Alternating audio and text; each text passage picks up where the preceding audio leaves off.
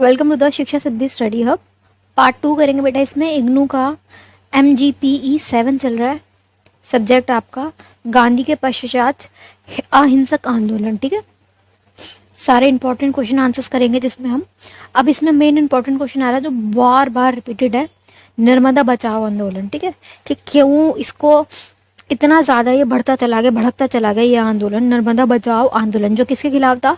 Sardar Sarovar dam जो बन रहा था उसके खिलाफ था, बांध बनने के खिलाफ था ये। ठीक है, तो इन लोगों ने इस प्रकार से आंदोलन किया। और ये देखो हेडिंग देखो, डूबेंगे पर हटेंगे नहीं, नर्मदा बचाओ आंदोलन, कि हम लोग डूबने को मरने को तैयार है पर अपनी जगह नहीं छोड़ेंगे।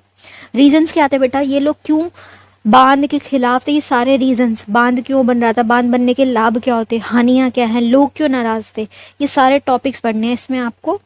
उससे पहले ना एक बात आपको पता होनी चाहिए कि बांध होता क्या है। ठीक है, मैं पूरी स्टोरी शुरू से समझा रही हूँ, कुछ बच्चों को नहीं पता होगा कि बांध का फायदा क्या है, कि ये बड़ी सी दीवार जो होती है, बहुत बड़ी सी दीवार होती है, इसे क्यों खड़ा कर दिया जाता है। इस तरफ हजारों करोड़ों टन पानी होता है और यहाँ पे पानी छोड़ा जाता है, बट हिसाब से ये दरवाजे बने हुए बेटा, देखो ध्यान से देखो, ये दरवाजे हैं, तो कितने दरवाजे खोलने हैं, कब क्या करना, वो जब होता है ना कि पानी ज्यादा हो गया, बरसातों का मौसम है, तो सारे दरवाजे खोल दिए जाते हैं ताकि पानी जा सके, वरना डैम टूट जाएगा, है ना। इतना ज्यादा यहाँ पे प्रेशर हो जाएगा कि डैम टूट जाएगा। अब इसका बनाने के फायदे क्या हैं? देखो, हमेशा डैम ऐसी जगहों पे बनाए जाते हैं जहाँ दो तरफ क्या है, बाउंड्री हो। देखो इस तरफ पहाड़ है ना, इस तरफ भी पहाड़ है, बीच में डैम बना दिया, नदी बह रही थी, बहुत बड़ी नदी थी। अभी जो नदी आगे आएगी तो जाके समुद्रों में मिलती है, तो खारे पानी में मिल जाएगी, पानी वेस्ट हो जाएगा, फिर वो किसी काम का ही नहीं रहा, खारे पानी हमारे किस काम का। तो यहाँ ना पानी को रोक के ये उस पानी का बहुत ज्यादा उपयोग कर लेते हैं पहले तो। ठीक है, पूरी व्यवस्था कर लेते हैं पानी की। और दूसरी चीज क्या है कि यहाँ पर ना ये जो ये दरवाजे हैं, यहाँ पे अगर मान लो एक पंखा लगा दे, एक फैन लगा दे ऐसे जिसके पंखड़ियां हो, तो सारे दरवाजे बंद है, सिर्फ एक दरवाजा खोला तो यहाँ से जो पानी आएगा सोचो कितनी स्पीड से आएगा, किस लेवल की स्पीड से आएगा वो। और जो ये पंखा है वो किस लेवल की स्पीड से घूम जाएगा, जिससे क्या है, जल विद्युत जो है वो उत्पन्न हो जाएगी, है ना। वो घूमेगा, जनरेट करेगा बिजली को फुल स्पीड में, यहाँ से पानी जो निकलेगा। तो इसके यहाँ पे वो पंखे होते हैं ना, एक तरीके के, मैं बिल्कुल आसान भाषा में समझा रही हूँ आपको। वो पंखे जो ना, चक्कियाँ, पवन चक्कियाँ, जैसे पवन की चक्कियाँ होती है, हवा के अंदर ऐसे बना देते हैं, बहुत बड़ी बड़ी चक्कियां बना देते हैं, तो पवन चक्की कहा जाता है। ये हवा से घूमती है और क्या है, बिजली जनरेट करती है, इलेक्ट्रिसिटी एनर्जी जनरेट होती है। उसी तरीके से ये जल से बनाने वाला है कि पानी इतनी स्पीड से जाएगा कि यहाँ पे जो चक्की लगी है वो फुल स्पीड से घूमेगी, इन्फिनिटी स्पीड से वो घूम जाएगी और जल क्या है, एनर्जी जनरेट हो जाएगी। तो ये इससे बहुत सारे फायदे होते हैं, पर नुकसान भी है। जो लोग यहाँ रहते हैं उन्हें हटना होगा। बांध अगर बनेगा तो जिन लोगों के घर है वो हटेंगे। ठीक है, और जो लोग नदियों से रिलेटेड काम करते हैं, जो मछली का काम करते हैं, क्योंकि यहाँ पे अब मछलियाँ वगैरह नहीं रह पाएंगी, क्योंकि इतने उसमें आएंगी तो मछलियाँ मर जाएंगी। तो जो मछुआरे वगैरह होते हैं, पानी से रिलेटेड जो भी काम होते हैं ना, उनकी सारी तबाही होती है। तो ये एरियाज है ना, ये यहाँ के लोगों को हटना होता है। बाढ़ का भी खतरा आ जाता है कि अगर डैम टूटा तो बाढ़ आएगी, तो बहुत सारे खतरे भी हैं, लाभ के साथ साथ हानियां भी है, तो हमें वो सब देखना है। बांध क्या है ये समझ लिया। अब ये था how big is Sardar Sarovar बांध, इसके खिलाफ हुआ है। ये इतना बड़ा बांध है, तो कितना बड़ा बांध है, कितना बड़ा रास्ता भी हो जाता है कि लोग देखो गाड़ियां हैं, ये इस तरफ से गाड़ियां जा रही है, ध्यान से देखो, मैं इसे जूम करती हूँ, ये देखो गाड़ियां खड़ी हैं, लाइन से कार्स जा रही है। तो ये रास्ता हो गया कि इस तरफ के एरिया को इस तरफ के एरिया से जोड़ने के लिए एक रास्ता भी हो गया। ये पूरे दरवाजे लगा दिए, अब यहाँ पानी रुका हुआ है, डैम है। अब जो जो खोलते जाएंगे जितनी जरूरत होगी उतना, ये मतलब मॉनिटर करते रहते हैं, अगर पानी हद से ज्यादा हो गया, लेवल ज्यादा, तो खोल देते हैं फिर उसके चक्के। स्टार्ट करेंगे कि नर्मदा बचाओ आंदोलन 1980 के दशक में शुरू हुआ एक महत्वपूर्ण सामाजिक आंदोलन है, जो समाज के द्वारा किया गया, जिसका उद्देश्य था नर्मदा घाटी पर बन रहे बड़े बांधों के निर्माण के खिलाफ आवाज उठाना। लोग उससे नाराज थे कि नहीं, तुम बांध बना रहे हो, हमें हमारी जगह से हटा रहे हो, तो कम से कम हमें नई जगह तो दो, हम कहाँ जाएंगे, हमारा पुनर्वास अगर होता है तो हमें पैसे दो या फिर जगह दो। तो ये क्या कर रहे थे, डैम तो फुल स्पीड से बना रहे थे, डैम बन रहा था फुल स्पीड से, लेकिन जो लोगों को पुनर्वास की व्यवस्था है ना कि कहाँ रहेंगे, वो सब धीरे हो रहा था। लोगों को पैसे नहीं मिले, लोगों को घर नहीं मिला, तो लोग कहाँ जाएंगे, लोग अपनी जगह से क्यों हटेंगे। तो लोगों ने हटने को मना कर दिया था कि जब तक या तो पहले हमें घर दो पूरा, तो हम यहाँ से हटेंगे, हम कहाँ जाए, शिफ्ट कहाँ हो हम। तो इस आंदोलन के पीछे मुख्य कारण यही थे कि लोग इसके खिलाफ थे। कारण देखो, देखो विस्थापन, लोगों को विस्थापित होना पड़ रहा था, लोग नाराज थे, हम इतनी बड़ी संख्या में विस्थापित क्यों हो, हम क्यों हटे यहाँ से। बांधों के निर्माण से लगभग 1 मिलियन लोग, 1 मिलियन सोचो कितने ज्यादा होते हैं, जिनका अधिकांश गरीब किसान थे और आदिवासी थे, विस्थापित हो रहे थे। अब देखो बेटा, किसान को तुम उनकी जो खेती की जगह है, जहाँ उनके घर परिवार है, वहां से हटा के कहीं और भेज रहे हो, तो वो बंदा किसान जो पढ़ा लिखा नहीं है, उसको खेती ही आती है, वो कहाँ, बाहर तुम उसे भेज भी दोगे तो करेगा क्या। शहरों में तुमने विस्थापित कर रहे हो, दूसरी जगहों पे कर रहे हो, तो वो करेगा क्या, उसको तो अपने खेत चाहिए ना, कि वो खेती कर सके, उन्हें खेती ही आती है। वो लोग बाहर जाके करेंगे भी क्या, काम तो वो कर ही नहीं पाएंगे, क्योंकि उन्हें कुछ आता ही नहीं है, पढ़े लिखे नहीं, कुछ भी नहीं कर पाएंगे। उन्हें खेती ही आती है, उनकी खेती से तुम दूर कर रहे हो। तो लोगों के साथ बुरा व्यवहार हो रहा था, उनको ढंग से सही तरीके से विस्थापित भी नहीं किया जा रहा था, तो लोग नाराज थे कि हमें तुम फटाफट, डैम तो तुम्हारा बन रहा है फुल स्पीड से, लेकिन हमारा काम का हमें घर कब मिलेंगे।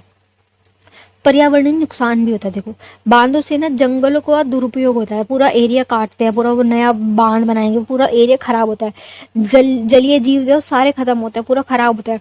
प्रजातियों को, देखिए दुर्लभ प्रजातियां वगैरह के आवासों का नुकसान होता है। अपर्याप्त पुनर्वास और मुआवजा, उन्होंने पुनर्वास और मुआवजा जो पैसे मिलते हैं ना, वो दिए ही नहीं थे ढंग से। सरकार की पुनर्वास प्रक्रिया धीमी थी, ना के बराबर प्रक्रिया थी, पैसे मिलेंगे भी नहीं मिलेंगे कोई गारंटी नहीं थी। और आंदोलन के नेताओं को लगता था कि विस्थापित लोगों को पर्याप्त मुआवजा नहीं मिलेगा। उन्हें लगता था कि हमें पैसे मिलेंगे, डैम इनका बन गया, उसके बाद हम चक्कर काटते रह जाएंगे इनके, कि हमें कम से कम पैसा तो दो, हमने तुम्हें अपनी जमीन दी है, जमीन हमारी थी, बराबर का पैसा तो दो। उसके लिए भी ये सोच रहे थे कि नहीं हो पाएगा। आंदोलन की मांगे क्या थी, विस्थापित लोगों को पुनर्वास, तुम अगर हमें यहाँ से हटा रहे हो तो हमें कोई और जगह भी तो दो, हम कहाँ जाएंगे। तो लोगों की मांग ये थी कि घर दो भाई, उचित प्रबंध करो, ढंग के घर दो, सही जगह दो, या तो पैसे दो या घर दो। पर्यावरणीय और पुनर्वास संबंधी मुद्दों पर ध्यान दे।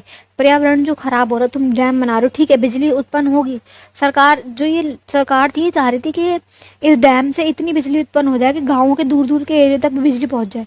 पर लोगों को ये कहना था कि भाई तुम बिजली किस कीमत पे दे रहे हो, हमारे घर छीन के, हम लोग कहाँ जाएंगे। विश्व समुदायों के समर्थन करना, ठीक है, अलग अलग समुदायों से समर्थन मिलना। आंदोलन के नेताओं में मेघा पाटकर, ये नाम लिख लीजिए बेटा, बाबा आमटे प्रमुख थे, जिन्होंने 1991 में लाइवलीहुड अवार्ड के सम्मानित किया, मतलब इनको ये वाला अवार्ड मिला है। आंदोलन के परिणाम स्वरूप सरकार को नर्मदा घाटी में विकास परियोजना की समीक्षा करनी पड़ी, मतलब हाँ आंदोलन बढ़ा, आंदोलन का फायदा हुआ, सरकार को एक्शंस लेने पड़े। और अंततः सरदार सरोवर बांध का निर्माण 2006 में पूरा हुआ। बांध बना है, ऐसा नहीं बांध नहीं बना, बट ये कि लोगों की भी देखभाल की गई, लोगों के हिसाब से बना है, लोगों को मुआवजा वगैरह फिर दिया गया, लोगों ने खिलाफ अगर आवाज उठाई तो उसका फायदा हुआ। अब ये क्या, नर्मदा बचाओ आंदोलन, इसका नाम कहता है NBA के बारे में जरूरी बात है। नर्मदा बचाओ आंदोलन नर्मदा घाटी में बनने वाले बांधों के खिलाफ एक जन आंदोलन था। इस आंदोलन की शुरुआत 1985 में हो गई थी। इन आंदोलन के प्रमुख नेता मेघा पाटकर और बाबा आमटे थे, इनके नाम दोनों के लिए। इस आंदोलन का मकसद था सरदार सरोवर बांध परियोजना को रोकना, कि नहीं बनना चाहिए बांध। इस आंदोलन के जरिए नर्मदा घाटी के लोगों को संगठित किया गया और जहाँ बांधों से होने वाले नुकसानों के बारे में बताया गया कि बांध बन रहा है, ठीक है फायदा होगा, बिजली बनेगी, ठीक है, पर नुकसान भी तो हो रहा है बेटा।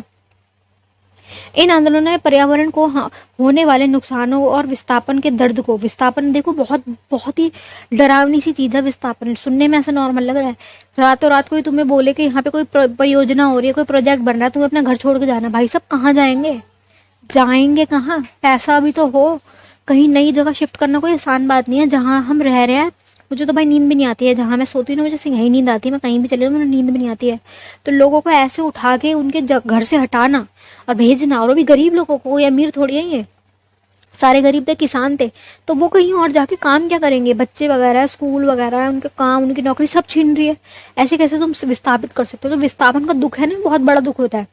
अपने घर से हटा के उन्हें कोई बोला जाए तो ये जो सोच है ना, थॉट है, ये भी बड़ा डरावना सा थॉट है कि तुम्हें कहीं और शिफ्ट होना है। कहाँ शिफ्ट होंगे पता नहीं, पैसे हैं नहीं, नौकरी क्या करेंगे, क्या होगा, कुछ नहीं पता। आम लोगों और सरकार तक पहुंचाने की कोशिश थी कि तुम हमारा दर्द भी समझो, तुम ऐसे कैसे हमें उठा के इधर से उधर फेंक रहे हो।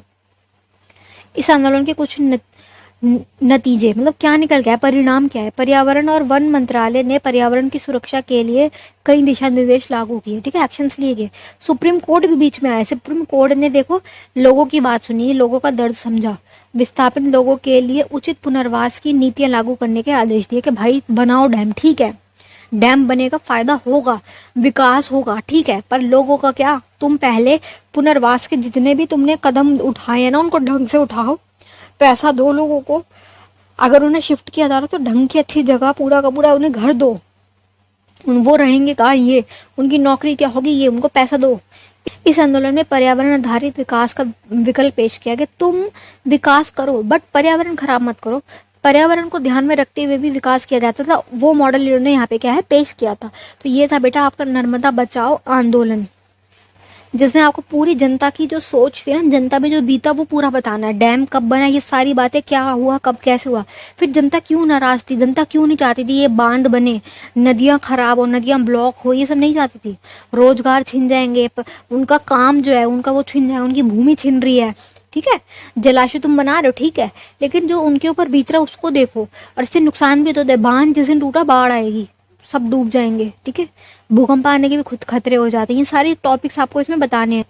नर्मदा बचाओ आंदोलन में 245 गांव जो थे वो डूबे थे, उसमें सारा एरिया डूबने के बराबर हुआ था, क्योंकि नदी को तुम रोक रहे हो। देखो नदी कैसे बह रही है, देखो ध्यान से देखो, ऐसे जा रही नदी, ठीक है, तुमने यहाँ पे दीवार बना दी, तो ये जो पानी जो यहाँ आ रहा है वो कहाँ जाएगा? इस साइड जाएगा, इस साइड जाएगा और इस साइड जाएगा, पूरा ये एरिया क्या है? डूबेगा। ये पूरा एरिया बहुत बड़े बड़े एरिया तक पानी रुकेगा, तो ये पानी रुकेगा ऐसे।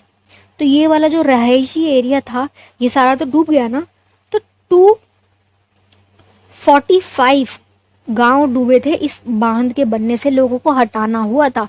लाखों हेक्टर बड़ी संख्या है, ये कृषि भूमि नष्ट हुई थी। यहाँ पे खेती हो रही है, भूमि सारी नष्ट हो गई, यहाँ पे जलमग्न हो गया पूरा। अप्रॉक्स बेटा 250 लाख लोगों का पुनर्वास हुआ था, 250 लाख, ठीक है, इतनी बड़ी संख्या में लोगों को एक जगह से दूसरी जगह भेजा गया। डाटा सारा लिख लीजिए। परिणाम क्या हुए हैं कि आंदोलन को बढ़ावा मिला, लोगों ने देखा कि हाँ आंदोलन कर सकते हो और अपनी बात मनवा सकते हो। सरकार ने पुनर्वास के ऊपर ध्यान दिया, क्योंकि बीच में सुप्रीम कोर्ट आया, सुप्रीम कोर्ट ने बोला कि लोगों को पुनर्वास ढंग से किया जाए, ठीक है। तो अब यही देखो, पक्ष में भी तर्क है कि अगर बांध बनता है तो विकास होगा, बिजली जनरेट होगी, उसको गाँव तक भेजा जाएगा, ये सब ठीक है, पर नुकसान भी तो होता है। तो इन लोगों ने यही कहा कि लाभ से ज्यादा तो नुकसान है, बुरे प्रभाव है, जल जंगल जमीन ये सारे नष्ट हो रहा है। स्थानीय लोगों को क्या करोगे तुम? न्याय थोड़ी है कि तुम विकास करने के लिए लोगों को उनके घर से हटा के बाहर भेज रहे हो। तो प्रॉब्लम ज्यादा है। ये सारा पूरा आप टॉपिक आपको लिखना है, ठीक है। चलिए, best of luck for your exam. किसी को कुछ ना समझ आ रहा हो तो आप मुझसे कमेंट बॉक्स में पूछ सकते हैं, ठीक है।